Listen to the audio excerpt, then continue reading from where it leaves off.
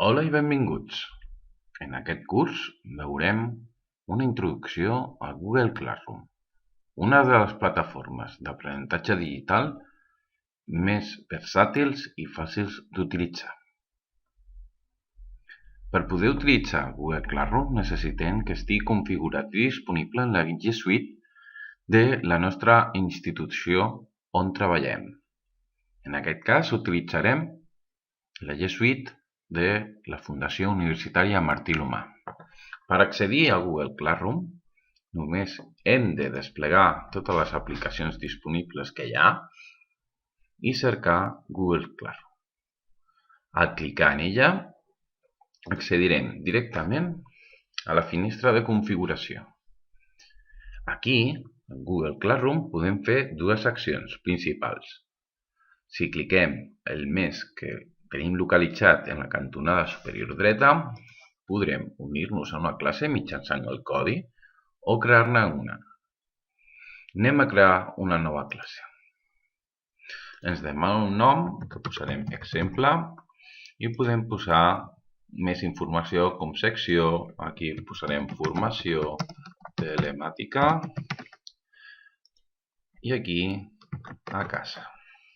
I creem aquesta classe. Una vegada l'hem creat, se'ns generarà un Google Classroom, com podem veure, on podem localitzar diferents seccions. Aquesta seria la capçalera. Podem personalitzar, per exemple, tot el que vulguem. Canviar la imatge, posar una imatge personalitzada, tot clicant en personalitzar. Amagarem aquest menú i podem configurar el que nosaltres vulguem del que seria el tauler de comunicació. El més important és el treball de classe. Com podem veure, en el treball de classe ara mateix no hi ha res i podem anar creant diferents aspectes que posarem a disposició del nostre alumnat. Anem a començar. Si li donem a crear, podem generar tarees del tipus qüestionaris, preguntes, materials o fins i tot fer temes. Començarem per fer temes. Per exemple, continguts. I li fem afegir. Crearem un altre tema que serà tasques, per exemple. Tasques. I afegim.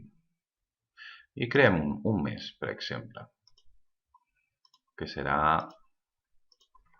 URL o enllaços. I l'afegim.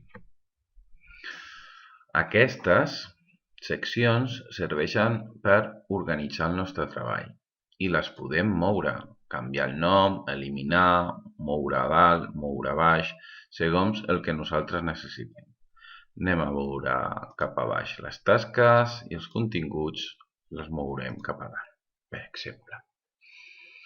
Dintre de cadascuna d'aquestes seccions jo puc anar realitzant altres tasques o recursos disponibles pels meus alumnes. En aquest cas, en els continguts, anem a crear material.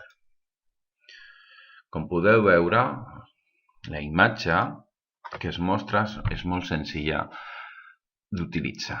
Només hem de posar un títol, exemple document. Podem posar una descripció, que és opcional, tenim un editor bàsic, i aquí és on està la potència més gran de Google Classroom. Tot això està vinculat al nostre Drive, del nostre perfil de Google, de la nostra institució, i podem crear materials, vincular-los al nostre Drive, fins i tot directament adjuntar vídeos del YouTube. En aquest cas anem a pujar un document. Donem a pujar. Se'ns obre aquest panell i com a model escollim un document i el pugem. Una vegada el tenim, fixeu-vos que ja tinc el document. Què puc fer? Puc publicar-ho o puc guardar-ho com a esborrany per després editar-ho.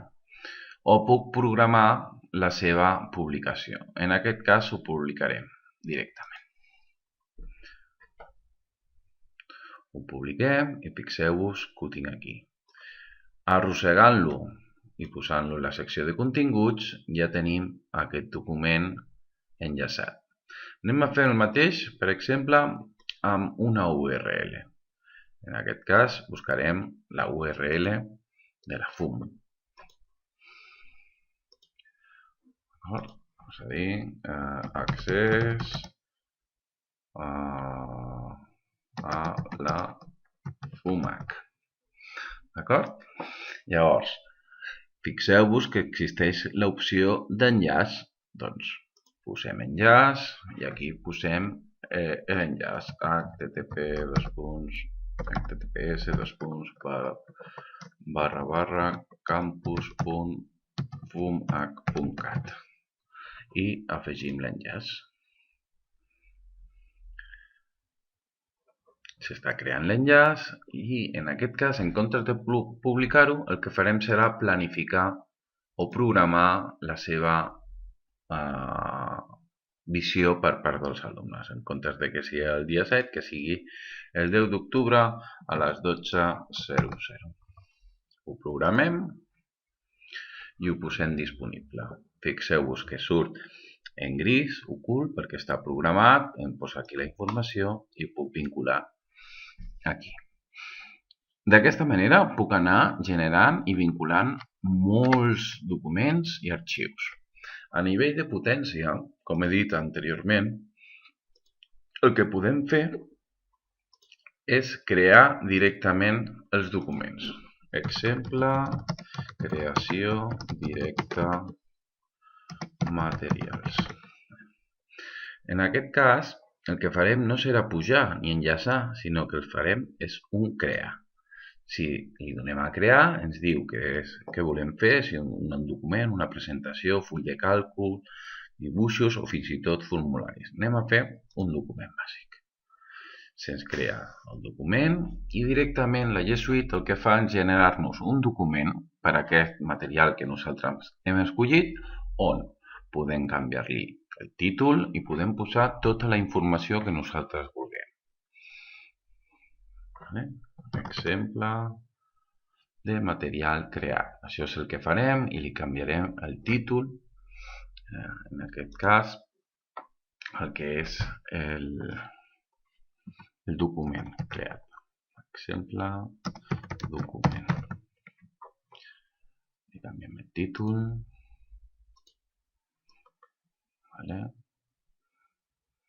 Ja m'anava bé, la veritat. Creació directa Classroom.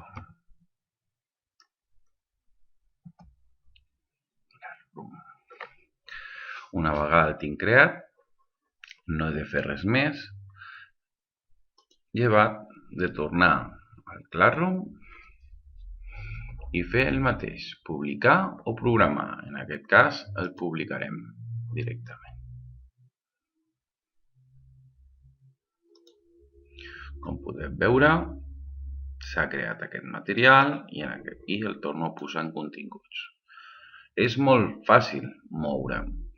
Una de les limitacions que té el Google Classroom és que una vegada publicats els materials no els puc ocultar. És a dir, l'únic que puc fer és editar-los, eliminar-los, copiar-los o moure'ls, però no es poden ocultar.